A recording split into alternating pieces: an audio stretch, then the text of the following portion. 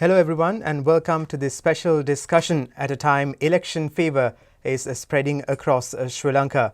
The presidential election race has heated up and become much more interesting thanks to the latest entrant to the race, former Army Commander Mahesh Senanayake. Sir, it's a pleasure to have you with us today. Thank you very much. It's a pleasure for me also. Starting off, let me ask you, you retired in August. You could have spent your retirement peacefully.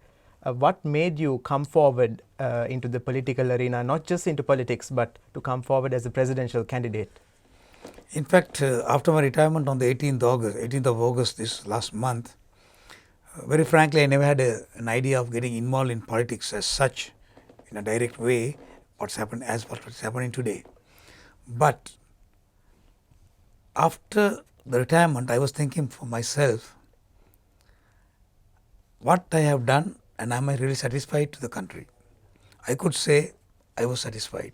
But later on, with discussions with my civilian friends who are educated, who are professionals, who are doctors, engineers, who love this country, I realized there are some more things that I have to be doing with them.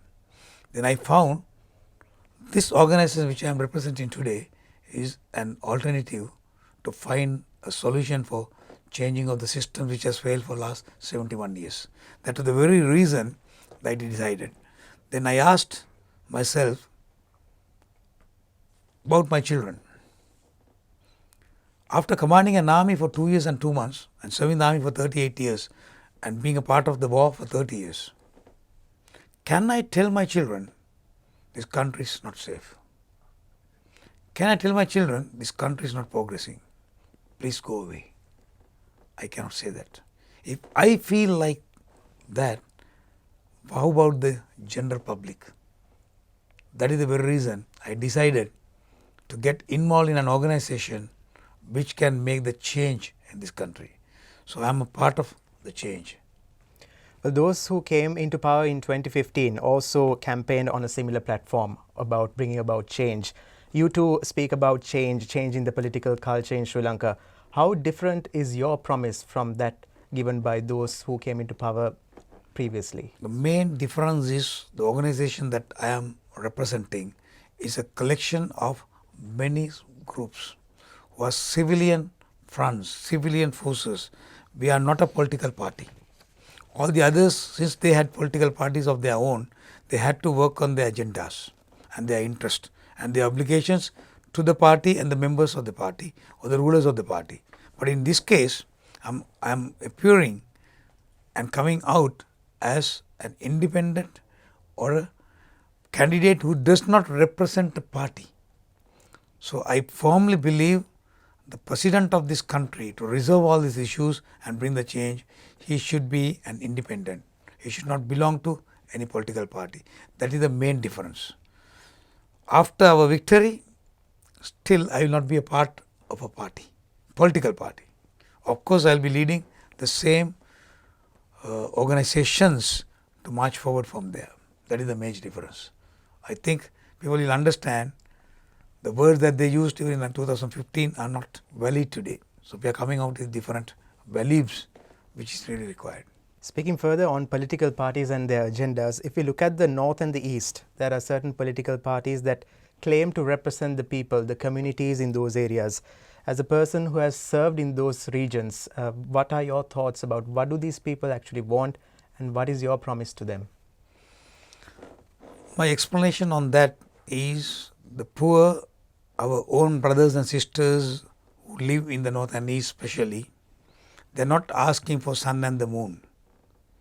They are asking for a star in the sky and we can make it a brightest star in the sky.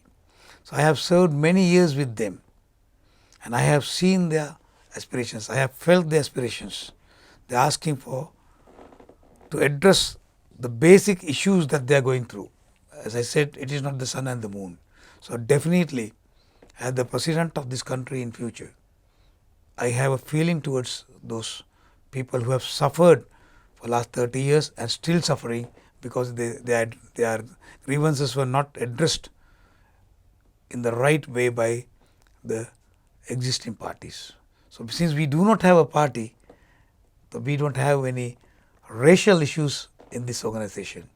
Whether you are a Muslim, whether you are a Tamil, whether you are a Sinhalese, whether you are a Burgher, you are a member of this party because it's a people's movement. When I say people, each and every Sri Lankan is a part of this. So we live in coexistence. Our practices are for reconciliation. Our practices are for coexistence, which have been practiced for many thousand years in this country. We want to go back to that prior to 1948, at least at the beginning. Then we march forward from there. Going back to what you had mentioned when you were launching your campaign for the presidency, you mentioned that it is important to have one common law for everyone in this country. I think that is something that was debated, spoken about a lot during the past, especially during the tragic incidents this year. Would you like to elaborate on that? That is the necessity to bring each and every community and each and every segment of the society into one legal framework. There had been lapses and more negatives on those what we are practicing today. That is the very reason that we have gone and kept on fighting for many years, and this year's incidences are answers to that. So we are looking at bringing into one law and one country, but definitely respecting the beliefs, traditions and values of each and every community who lives in this society. All are Sri Lankans. Let country be one. Let country will have one legal frame. Work respecting each other in their values, in their day-to-day life. Another point that you mentioned is that when you were launching your campaign, you said you looked to your left, your right, forward and behind, and you didn't see any thieves, any murderers, and you said that there were no politicians around you. But going forward, as you gather momentum in your campaign, there might be political parties, politicians who might come forward to support you. Will you accept their support? It is like that. It's a very true fact that I mentioned on my speech, inaugural speech.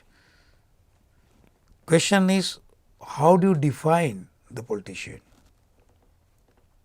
Today I am talking to you as a politician. Am I corrupt? No. Am I a thief? No. Same as my team. So people like me, if you find in other groups of or the organization, they will have a chance to join with us. That doesn't mean that everybody is a thief. Majority are. So there may be a possibility to accept very few of them who understand the values of this organization and where we are marching forward. We might give them a chance in time to come, but not immediately. Finally, if I ask you this question, let's say that the people place their trust in you, they elect you as the president. Moving forward, one might say, does General Mahesh Senanayake have the experience as a politician to run this country? He is a military man. What would be your answer for that? People who say that they have political experience for the last 70 years, 40 years, 20 years, we have realized that their systems and they have failed. So you cannot just say somebody get elected 40 years before to the parliament and goes and sleeps there for 40 years and not being effective, is not a politician. That is one. So the team that we have, when you look at from that glasses as politicians, answer is no. But we are looking at an effective leader, effective contributor who loves this country, and that is politics. So what I am doing is that. But in my military career, it says always, up to major, you command men. Lieutenant colonel and above, you manage men and resources. So I have quite a chunk of experience and exposure in administrating. But the responsibility of the leaders, you lead and ensure administration of this is done properly. Have they got? Answer is no, but we have. I have, and I can exhibit. So when my team is clean, it is 100% guaranteed that they will be behind me and backing me with their experiences and knowledge.